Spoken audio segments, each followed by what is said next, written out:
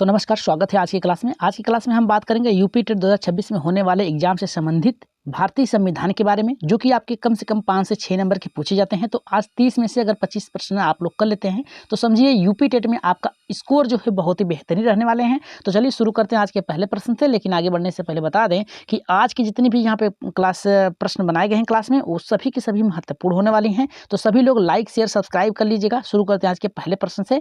तो पहला प्रश्न बहुत ही महत्वपूर्ण है और वेरी इंपॉर्टेंट है।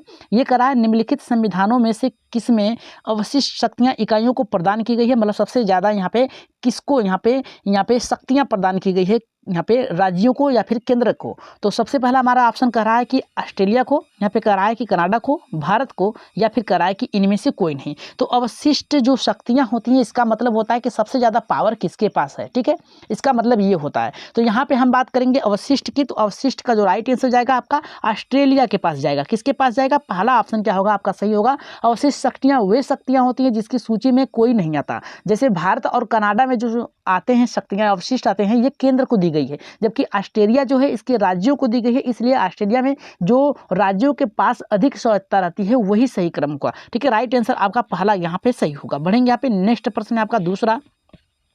ये कह रहा है कि किस राज्य में दोहरी नागरिकता का सिद्धांत स्वीकार किया गया है। तो पहला कह रहा है ऑस्ट्रेलिया, दूसरा कनाडा, तीसरा भारत, चौथा कह रहा है कि संयुक्त राज्य अमेरिका। तो राइट आंसर यहाँ पे दूसरे की अगर हम बात करें तो इसका राइट आंसर जाएगा आपका किसके पास जाएगा? संयुक्त राज्य अमेरिका के साथ जाएगा। इतना याद रखिएगा। भारत में एकल नागरिकता का प्रावधान है, जबकि अमेरिका में दोहरी नागरिकता का है, जिसे राज्य और संघीय को मिलाकर बनता है। व्यक्ति अपने राज्य और पूरे देश दोनों का नागरिक होता है, इसलिए यूएस में जो है यहाँ पे डबल सिटीजन पाई जाती है। तो राइट आंसर यहाँ पे क्या है आपका? चौथा ऑप्शन क्या है आपका सही होगा। जबकि भारत, कनाडा और यहाँ पे ऑस्ट्रेलिया में एक एक नागरिकता का है, मतलब एक ही नागरिकता प्राप्त करता है। लेकिन यूएस जो है यहाँ पे संयुक्त अमेरिका में राज्य और केंद्र दोनों का पाना जरूरी होता है। तो राइट आंसर ऑप्शन नंबर यहाँ पे चौथा सही होगा। बात करेंगे यहाँ पे तीसरे प्रश्न पे। तो तीसरा प्रश्न हमारा कह रहा है कि भारत के संविधान निर्माताओं ने न्यायिक पुनरावलोकन के विचार को ग्रहण किया था। ब्रिटेन से किया था, फ्रांस से किया था, स्विट्जरलैंड से किया था, या फिर संयुक्त राज्य अमेरिका से किया था। अगर हम देखिए, न्यायिक पुनरावलोकन का अर्थ होता है न्यायालय जो होता है कानूनों की संवैधानिक की जांच करना होता है। और यह सिद्धांत भारत ने अमेरिका से लिया था। किससे लिया था? भारत ने अमेरिका से लिया था। तो राइट आंसर यहाँ पे किसके साथ जाएगा आपका? चौथे के साथ जाएगा। जितने भी लोगों का यहाँ पे तीसरे का ऑप्शन चौथा आ रहा है एकदम करेक्ट होगा। ठीक है, आगे बढ़ेंगे यहाँ पे। नेक्स्ट है आपका चौथा प्रश्न।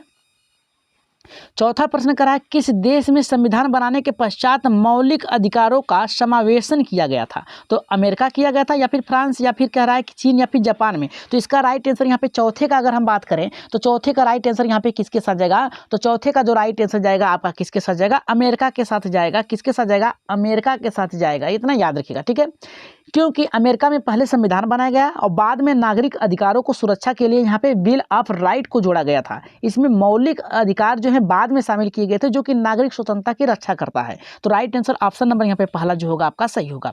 बढ़ेंगे यहाँ पे नेक्स्ट प्रश्न है पांचवा देखते हैं। बहुत ही अच्छा प्रश्न है। कह रहा है कि निम्नलिखित में से किसे डॉक्टर अंबेडकर ने संविधान का हृदय और आत्मा कहा था। स्वतंत्रता का अधिकार के लिए, शोषण के विरुद्ध अधिकार के लिए, समानता का अधिकार, या फिर संवैधानिक उपचारों का अधिकार। तो राइट आंसर यहाँ पे किसके साथ जाएगा? जल्दी से कमेंट करिए। तो अगर हम बात करें यहाँ पे पांचवें की, तो पांचवें का राइट आंसर जाएगा संवैधानिक उपचारों का अधिकार के लिए। ठीक है, इसे अंबेडकर ने क्या कहा था? हृदय और आत्मा कहा था। ठीक है, संविधान की यहाँ पे क्यों कहा था जानिए। डॉक्टर अंबेडकर ने अनुच्छेद 32 में, किसमें?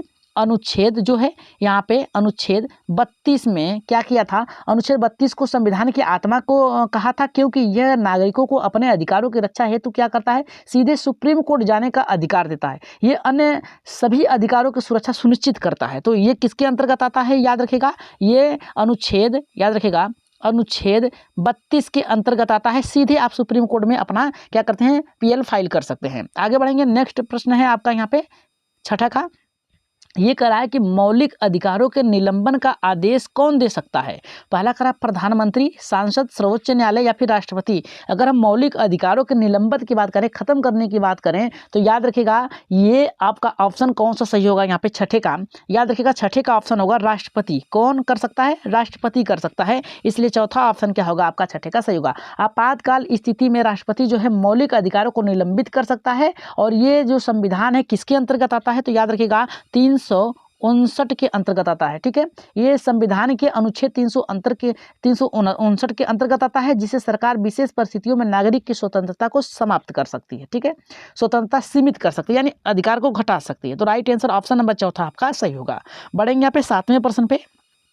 देखिए आज की क्लास बहुत ही बेहतरीन है, इसलिए लाइक शेयर करना ना भूलें। और बीच बीच में आप लोगों को कुछ ऐसे टॉपिक्स मिलेंगे जो कि आप लोगों को एग्जाम में 100% श्योर है कि आने की संभावना होंगी। तो 7वां प्रश्न हमारा यहाँ पे क्या करा, ये करा 44वें संशोधन द्वारा किस मौलिक अधिकार को सामान्य यहाँ पे वैधानिक अधिकार बना दिया गया है। तो यहाँ पे पहला करा स्वतंत्रता का अधिकार, समानता का अधिकार, संपत्ति का अधिकार, या फिर करा सांस्कृतिक एवं शैक्षिक अधिकार। तो राइट आंसर की अगर हम बात करें 7वें की, तो 7वें का जो राइट आंसर आ जाएगा यहाँ पे संपत्ति के अधिकार के साथ जाएगा। किसके साथ जाएगा, संपत्ति के अधिकार, यानी ऑप्शन नंबर यहाँ पे तीसरा आपका सही होगा। क्यों सही होगा, यहाँ पे देखिए 44वें संशोधन यानी 197 बी, याद रखिएगा 44वें में संवैधानिक संशोधन के अंतर्गत कितना आएगा, यहाँ पे 197 बी के अंतर्गत आएगा। ठीक है, 97 बी के अंतर्गत आप संपत्ति का अधिकार मौलिक अधिकार नहीं रहा, बल्कि इसे कानूनी अधिकार बना दिया गया। अब इसे अनुच्छेद 301 के अंतर्गत, याद रखिएगा, अब इसे 301 के अंतर्गत, अनुच्छेद 301 के अंतर्गत रखा गया, जिसमें सरकार आवश्यकता अनुसार संपत्ति अधिग्रहण कर सकती है। याद रखिएगा। आगे बढ़ेंगे, जैसे ही आप जाते हैं बैंक में एक फॉर्म होता है, आप उसे जब फिल करते हैं तो नीचे छोटे अक्षरों में लिखा होता है अंग्रेजी में कि आपातकाल स्थिति में सरकार आपकी जमा पूंजी यानी संपत्ति को अधिग्रहण कर सकती है। ठीक है, आप कितना भी पैसा जमा करें सरकार उसे जब्त कर सकती है। आगे बढ़ेंगे यहाँ पे 8वें प्रश्न पे।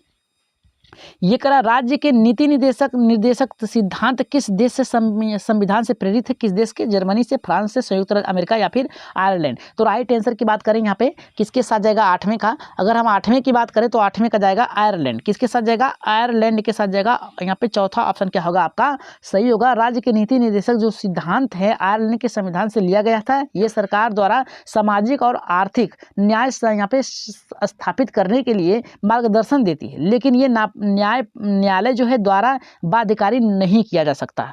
राइट आंसर ऑप्शन नंबर चौथा सही होगा। 9वें प्रश्न की ओर अगर हम बढ़ें तो ये कह रहा है भारतीय संविधान के किस संशोधन के द्वारा नीति निर्देशक सिद्धांतों को मौलिक अधिकार के ऊपर प्राथमिकता दी गई है। तो पहला कह रहा है 25वां संशोधन, 34वां संशोधन, या फिर कह रहा है कि 42वां संशोधन, या फिर कह रहा है 40वां संशोधन। तो राइट आंसर की अगर हम बात करें 9वें की, तो 9वें का अगर हम बात करें तो ये जाएगा यहाँ पे आपका ऑप्शन नंबर यहाँ पे जो होगा तीसरा सही होगा, 42वां। याद रखिएगा 42वां संशोधन यानी 1900 कब किया गया था, 1976 में किया गया था। याद रखिएगा 1976 के तहत नीति निर्देशक सिद्धांतों को अधिक महत्व दिया गया था। इसके उद्देश्य सामाजिक आर्थिक न्याय को बढ़ावा देना था, जिससे सरकार यहाँ पे जन कल्याणकारी नीतियों को प्राथमिकता दे सके। ठीक है, प्राथमिकता दे सके। बढ़ेंगे आज की क्लास के 10वें प्रश्न पे। ये कह रहा है कि संसदीय शासन में प्रस्तावित कार्यपालिका शक्ति किसके पास होती है। तो पहला कह रहा है संसद के पास होती है, प्रधानमंत्री के, या फिर राष्ट्रपति, या फिर नौकरशाह के पास। तो 10वें की अगर हम बात करें तो 10वें का राइट आंसर जाएगा यहाँ पे प्रधानमंत्री के अंतर्गत आता है संसदीय यहाँ पे वास्तविक कार्यपालिका। ठीक है, राइट आंसर ऑप्शन नंबर यहाँ पे दूसरा जो होगा आपका सही होगा। इतना याद रखिएगा, राइट आंसर जाएगा आपका दूसरे के साथ जाएगा, प्रधानमंत्री के साथ जाएगा, क्योंकि राष्ट्रपति नाम मात्र का प्रमुख होता है, जबकि वास्तविक कार्यकाल की जो शक्तियां होती है प्रधानमंत्री और यहाँ पे मंत्रिपरिषद के पास होती है। प्रधानमंत्री जो होता है सभी प्रशासनिक निर्णयों का नेतृत्व करता है और सरकार की नीतियों को लागू करता है। तो राइट आंसर यहाँ पे जो जाएगा आपका दूसरा सही होगा। बढ़ेंगे यहाँ पे 11वें प्रश्न पे। अगर क्लास बेहतर लग रही हो तो लाइक शेयर सब्सक्राइब जरूर करिएगा। यहाँ पे देखिए 11वां हमारा प्रश्न करा है, निम्नलिखित में से भारतीय संविधान का कौन सा अनुच्छेद राज्य को ग्राम पंचायतों का गठन करने का निर्देश देती है। अनुच्छेद 38, अनुच्छेद 40, अनुच्छेद 46, अनुच्छेद 48। राइट आंसर की अगर हम बात करें तो अनुच्छेद 40 के अंतर्गत, किसके अंतर्गत, अनुच्छेद 40 के अंतर्गत ऑप्शन नंबर यहाँ पे दूसरा जो होगा आपका सही होगा। ग्राम पंचायतों को संगठन का निर्देश देता है, यह नीति निर्देशक यहाँ पे सिद्धांतों का हिस्सा है और ग्रामीण यहाँ पे स्वशासन को बढ़ावा देने के महत्व को प्रधान देता है। तो राइट आंसर ऑप्शन नंबर यहाँ पे दूसरा आपका सही होगा। बढ़ेंगे 12वें प्रश्न पे। 12 का प्रश्न करा, निम्नलिखित में से कौन सी शर्त जो है संवैधानिकवाद के लिए आवश्यक नहीं है। करा अधिकार की स्वतंत्रता, स्वतंत्र और निष्पक्ष निर्वाचन की, या फिर स्वतंत्र न्यायपालिका की, या फिर शक्तिशाली नौकरशाह की। तो राइट आंसर की अगर हम बात करें 12 की, तो 12 का राइट आंसर जाएगा आपका चौथे के साथ जाएगा शक्तिशाली नौकरशाह की। ठीक है, राइट आंसर ऑप्शन नंबर यहाँ पे किसके साथ जाएगा, यहाँ पे आपका ऑप्शन नंबर चौथा सही होगा। याद रखिएगा चौथा ऑप्शन आपका क्या होगा सही होगा। 12वें का संवैधानिक के लिए जो अधिकार है स्वतंत्र चुनाव और स्वतंत्र न्यायपालिका आवश्यक है। शक्तिशाली नौकरशाही जरूरी नहीं है, क्योंकि लोकतंत्र लोकतंत्र में शक्ति का संतुलन और नागरिक जो होता है अधिकार अधिक महत्वपूर्ण होता है। आगे बढ़ेंगे, नेक्स्ट प्रश्न है आपका यहाँ पे 13वां। ये हमारा करा संविधान, यहाँ पे करा भारतीय संविधान का अधिकांश भाग संशोधन किया जा सकता है किसके द्वारा? यहाँ पे राज्यों की सहमति से, संसद के द्वारा। दूसरा करा है हमारा अकेले संसद द्वारा। तीसरा करा अकेले राज्यों की व्यवस्थापिका के द्वारा। और चौथा कर रहा है कि अकेले राष्ट्रपति द्वारा। राइट आंसर की अगर हम बात करें तो पहला सही होगा, दूसरा सही है, तीसरा सही है या फिर चौथा सही है। तो यहाँ पे अगर हम 13वें की बात करें तो 13वें का जो जाएगा राइट आंसर आपका, याद रखिएगा 13वें का जो राइट आंसर जाएगा आपका किसके साथ जाएगा? याद रखिएगा दूसरे के साथ जाएगा, अकेले सांसद के द्वारा। ठीक है, अकेले सांसद के द्वारा यहाँ पे भाग संशोधित किया जा सकता है भारतीय संविधान का अधिकांश भाग। ठीक है, राइट आंसर ऑप्शन नंबर यहाँ पे दूसरा जो होगा आपका सही होगा। इतना याद रखिएगा, भारतीय संविधान का अधिकांश भाग जो होता है संसद द्वारा संशोधित किया जा सकता है। केवल कुछ विशेष प्रावधानों के लिए राज्य की सहमति आवश्यक होती है, जिसमें संविधान का यहाँ पे क्या होता है कि पालन किया जाता है। आगे बढ़ेंगे, नेक्स्ट प्रश्न है आपका यहाँ पे 14 का। 14 का देखते हैं कितने लोगों का सही होता है। ये प्रश्न हमारा करा निम्नलिखित में से कौन सा राज्यों को स्वायत्ता का यहाँ पे कौन से राज्य, निम्नलिखित में से कौन सा राज्य राज्यों को स्वायत्ता का जोर समर्थन करता है? पश्चिम बंगाल या फिर पंजाब या फिर जम्मू कश्मीर या फिर उपयुक्त में से सभी। अगर हम बात करें तो जम्मू कश्मीर के साथ जाएगा। किसके साथ जाएगा? जम्मू कश्मीर ऐतिहासिक रूप से विशेष स्वायत्ता का समर्थन कर रहा है, जिसे विशेष प्रावधान जैसे अनुच्छेद 370, याद रखिएगा 370, ठीक है 370 ने इसे अन्य राज्यों से अलग स्थिति प्रदान की। जब से 370A हटा है, याद रखिएगा आप संपत्तियां बेच सकते हैं, ले सकते हैं किसी भी राज्य से। ठीक है, राइट आंसर ऑप्शन नंबर यहाँ पे तीसरा सही होगा, जम्मू कश्मीर के साथ। 15वें प्रश्न पे अगर हम बात करें तो 15 प्रश्न का करा है कि विभिन्न राज्यों को दिए जाने वाले विशेष अनुदानों की राशि का निर्धारण कौन करता है? यहाँ पे करा है कि योजना आयोग, संसद, राष्ट्रपति या फिर करा है कि अंतर्राष्ट्रीय परिषद करता है। तो राइट आंसर की अगर हम बात करें 15 की, तो यहाँ पे देखिए अनुदान का निर्धारण जो है संसद द्वारा किया जाता है। किसके द्वारा? संसद के द्वारा किया जाता है। और यह वित्तीय सहायता राज्यों के विकास और संतुलित आर्थिक वृद्धि के लिए यहाँ पे महत्वपूर्ण होता है। तो ऑप्शन नंबर यहाँ पे दूसरा जो होगा आपका सही होगा। बढ़ेंगे, नेक्स्ट प्रश्न है 16 का। ये हमारा कह रहा है कि संघीय व्यवस्थापिका के उच्च सदन के यहाँ पे सदस्य निम्नलिखित में से किस राज्य के जीवन पर्यटन अवधि के लिए मनोनीत किए जाते हैं? ऑस्ट्रेलिया, संयुक्त राज्य अमेरिका, कनाडा या फिर सोवियत संघ। तो 16 की अगर हम बात करें तो ये जाएगा कनाडा के साथ जाएगा। जितने भी लोगों का तीसरा ऑप्शन आया है 16 का एकदम सही होगा। याद रखिएगा कनाडा में उच्च सदन जो होता है, सेनेट जो होता है, सदस्यों को यहाँ पे जीवन पर्यंत के लिए नियुक्त किया जाता है। यह व्यवस्था स्थिर और अनुभव बनाए रखने के लिए उद्देश्य के लिए किया जाता है। ठीक है, बढ़ेंगे 17वें प्रश्न पे। ये हमारा कारण निम्नलिखित में से संविधान के किस संशोधन के द्वारा स्पष्ट रूप से बताया गया कि भारत का राष्ट्रपति मंत्रिपरिषद द्वारा किए गए परामर्श को मानने के लिए बाध्य होगा? 25वां संशोधन, 38वां संशोधन, यहाँ पे 42वां संशोधन या फिर 33वां यहाँ पे संविधान संशोधन। तो राइट आंसर की बात करें तो पहला सही होगा, दूसरा सही होगा, तीसरा सही होगा या फिर चौथा सही होगा। अगर 17 की हम बात करें तो ये 42वें के साथ जाएगा। याद रखिएगा तीसरा ऑप्शन क्या होगा आपका सही होगा। संविधान के अंतर्गत राष्ट्रपति को जो है, याद रखिएगा 42वां जो संविधान संशोधन है, इसके बाद राष्ट्रपति को मंत्रिपरिषद की सलाह मानना अनिवार्य कर दिया गया है, जिससे वास्तविक कार्यपालिका शक्ति प्रधानमंत्री और मंत्रिपरिषद के पास सुनिश्चित हो गई है। ठीक है, आगे बढ़ेंगे, नेक्स्ट प्रश्न है 18 का। ये हमारा कह रहा है कि भारत में लोकसभा किसका प्रतिनिधित्व करता है? राज्यों के विधानसभा का, राज्यों और केंद्र शासित प्रदेशों का, भारतीय जनता का या फिर कह रहा है कि राजनीतिक दलों का? तो 18 की अगर हम बात कर दें तो बहुत ही महत्वपूर्ण प्रश्न है। इसका राइट आंसर जाएगा आपका भारतीय जनता के साथ जाएगा। याद रखिएगा लोकसभा सीधे जनता द्वारा चुनी जाती है, इसलिए क्या है भारतीय जनता का प्रतिनिधित्व करती है। यह लोकतंत्र का प्रमुख आधार होता है और सरकार के गठन में महत्वपूर्ण भूमिका निभाती है। तो ऑप्शन नंबर यहाँ पे तीसरा होगा आपका सही। बढ़ेंगे यहाँ पे 19वें प्रश्न पे। ये हमारा बहुत ही अच्छा इंपॉर्टेंट वेरी है। इसका आंसर आप लोग कमेंट बॉक्स में देंगे और बताएंगे कि इसका राइट आंसर क्या होगा। ठीक, करा है कि इसका निर्णय कौन करता है कि विधेयक वित्त विधेयक अथवा नहीं है? पहला करा लोकसभा का अध्यक्ष, राज्यसभा का अध्यक्ष, राष्ट्रपति या फिर वित्तीय पे विधि मंत्री। तो इसका आंसर आप लोग कहाँ देंगे? कमेंट बॉक्स में देंगे। कहाँ देंगे? कमेंट बॉक्स में देंगे और सही उत्तर देंगे। क्या सही इसका उत्तर देंगे, बताएंगे कि 19वें का राइट आंसर क्या होगा। इसका निर्णय कौन करता है कि विधेयक वित्त विधेयक है अथवा नहीं है? लोकसभा अध्यक्ष, राज्यसभा अध्यक्ष, राष्ट्रपति या फिर विधि मंत्री। इसका राइट आंसर आप लोग कहाँ देंगे? कमेंट बॉक्स में देंगे। ठीक है, जल्दी से इसका कमेंट करिएगा। और यहाँ पे 20वें का हम देखते हैं कितने लोगों का सही होता है। क्लास बेहतर लग रही है तो लाइक शेयर सब्सक्राइब जरूर करिएगा। भारतीय संघ में विधि निर्माण का कार्य कौन करता है? लोकसभा करता है, राज्यसभा करता है, संसद और राष्ट्रपति करता है या फिर संसद करता है? तो राइट आंसर की अगर हम बात करें 20वें की तो इसका जाएगा चौथे के साथ जाएगा संसद ही करता है। कौन करता है? संसद। भारतीय संसद लोक, यहाँ पे याद रखिएगा भारतीय जो संसद होता है ये क्या है? लोक, याद रखिएगा लोकसभा सभा प्लस राज्यसभा, ठीक है, राज्यसभा, लोकसभा और राज्यसभा, इतना याद रखिएगा कि विधि निर्माण का कार्य करती है। राष्ट्रपति की स्वीकृति के बाद ही विधेयक क्या होता है? पास होता है। आगे बढ़ेंगे यहाँ पे नेक्स्ट प्रश्न है 21 का। ये प्रश्न बहुत ही बेहतरीन है। ये करा कि कौन सा राज्य लोकसभा में सबसे अधिक यहाँ पे प्रतिनिधि भेजता है? बिहार, महाराष्ट्र, उत्तर प्रदेश या फिर आपका आंध्र प्रदेश? तो उत्तर प्रदेश इसका क्या होगा? राइट आंसर होगा। इतना याद रखिएगा उत्तर प्रदेश जनसंख्या सबसे अधिक है, इसलिए लोकसभा में इसके प्रतिनिधित्व की संख्या भी सबसे अधिक होती है। यहाँ पे प्रतिनिधि संख्याओं के आधार पर ही निर्धारण होता है। आगे बढ़ेंगे नेक्स्ट प्रश्न है आपका 22 का। बहुत ही बेहतरीन प्रश्न है 22 का। ये कह रहा हमारे यहाँ पे श्रीमती इंदिरा गांधी दूसरी अवधि के लिए प्रधानमंत्री कब बनी थी? 1980 से 1984, 1975 से 1989, 1977 से 1982, 1982 से 1984। अगर 22 की हम बात करेंगे तो इसका राइट जाएगा आंसर 1980 से 1984 में दूसरी बार प्रधानमंत्री का कार्यभार संभाला था इन्होंने। याद रखिएगा इंदिरा गांधी जो है 1980 से पुनः प्रधानमंत्री बन गई थी, 1984 तक पद को अपने पास रखी थी। इसका दूसरा कार्यकाल था जिसमें उन्होंने अपने महत्वपूर्ण यहाँ पे नीतियां जो है लागू की थी। ठीक है, आगे बढ़ेंगे यहाँ पे 23वें प्रश्न पे। 23वां कह रहा है कि भारतीय संविधान के किस अनुच्छेद के अंतर्गत मंत्रिपरिषद सामूहिक रूप से लोकसभा के प्रति उत्तरदायित्व होता है? 74, 75, 76 या फिर 78? अगर 23 की हम बात करते हैं तो इसका राइट आंसर जाएगा दूसरे के साथ जाएगा 75 के साथ जाएगा। ठीक है, अनुच्छेद 75 के अनुसार याद रखिएगा मंत्रिपरिषद सामूहिक रूप से लोकसभा के प्रति उत्तरदायित्व होता है। इसका अर्थ है कि यदि लोकसभा अविश्वास प्रस्ताव पारित करता है तो पूरी सरकार को इस्तीफा देना पड़ सकता है। तो राइट आंसर ऑप्शन नंबर यहाँ पे दूसरा सही होगा।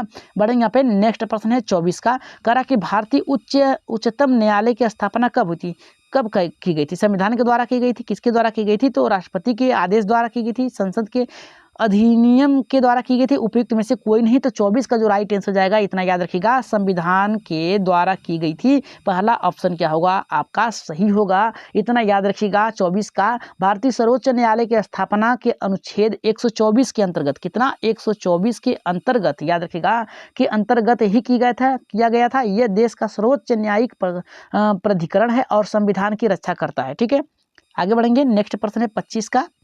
25 का हमारा देखिए कह रहा है कि उच्चतम न्यायालय ने कौन से मुकदमे में यह कहा था कि संसद को संविधान के भाग 3 की शर्तों के संशोधन करने का अधिकार नहीं है? रमेश यहाँ पे थापर बनाम मद्रास राज्य, दूसरा कह रहा है शंकरी प्रसाद का मुकदमा, गोलकनाथ का मुकदमा, या फिर कह रहा है केशवानंद भारती का मुकदमा। तो राइट आंसर की अगर हम बात करें तो इसका राइट आंसर यहाँ पे किसके साथ जाएगा? तो इसका राइट आंसर जाएगा तीसरे के साथ जाएगा। किसके साथ जाएगा? तीसरे के साथ जाएगा। गोलकनाथ मामले में सुप्रीम कोर्ट ने कहा था कि संसद मौलिक अधिकारों में संशोधन नहीं कर सकती है। बाद में केशवानंद भारती केस में इसे निर्णय को आंशिक रूप में बदल दिया गया था। ठीक है, आगे बढ़ेंगे 26वें प्रश्न पे।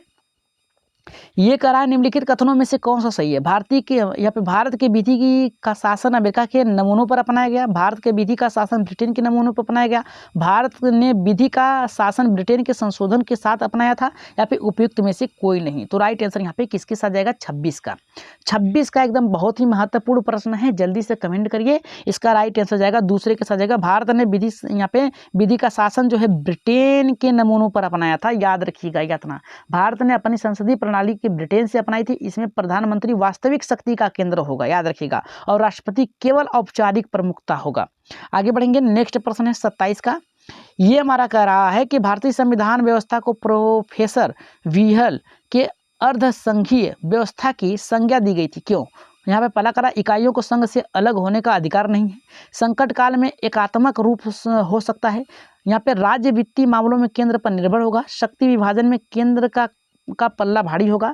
राइट आंसर की बात करें 27 का, तो यहाँ पे राइट आंसर जाएगा आपका किसके साथ जाएगा 27 का, चौथे के साथ जाएगा, शक्ति विभाजन में केंद्र का पल्ला भारी होगा। ठीक है, राइट आंसर ऑप्शन नंबर यहाँ पे चौथा जो होगा सही होगा। इतना याद रखिएगा कि भारतीय संविधान को अर्धसंघीय कहा जाता है क्योंकि इसमें केंद्र को अधिक शक्तियां दी गई है। आपातकाल में यह पूर्णतः एकमात्र रूप भी ले सकता है। ठीक है, राइट आंसर ऑप्शन नंबर यहाँ पे चौथा सही होगा। 28वें प्रश्न की बात करें आज की क्लास का, तो ये हमारा कह रहा है संविधान के प्रस्तावना के प्रारंभ शब्द हम भारत के लोग कहाँ से लिया गया था या फिर ग्रहण किया था? फ्रेंच संविधान से, रूसी संविधान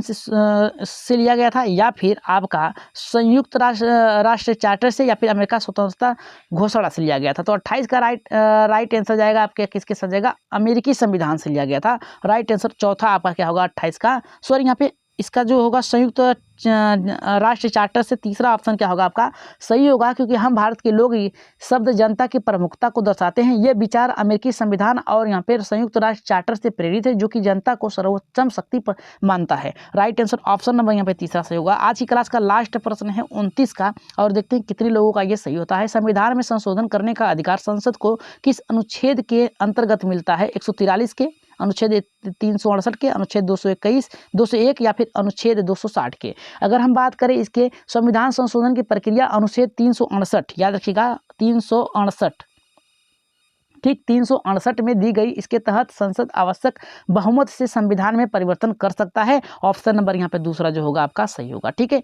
बढ़ेंगे आज की क्लास का लास्ट प्रश्न है, सॉरी यहाँ पे खत्म हो गया क्लास की प्रश्न। और बता दें कि जितने भी लोगों ने अभी तक हमारे चैनल को सब्सक्राइब नहीं किया तो सब्सक्राइब करिए परमा एजुकेशन को जाके, और लाइक शेयर करना न भूलें, क्योंकि आज की क्लास बहुत ही बेहतरीन और खूबसूरत तरीके से बनाई गई थी। क्योंकि आज की क्लास में यूपी टेट 2026 में होने वाले एग्जाम से संबंधित भारतीय संविधान यानी इंडियन कॉन्स्टिट्यूशन से संपूर्ण तैयारी की एकमात्र संस्था परमा एजुकेशन में संविधान के सभी प्रमुख मौलिक अधिकारों को आज के क्लास में बताया गया है। तो आज के लिए इतना ही, और जाते जाते यही कहेंगे लाइक से सब्सक्राइब जरूर करिएगा और अपना प्यार बनाए रखिएगा। तो आज के लिए इतना ही, धन्यवाद।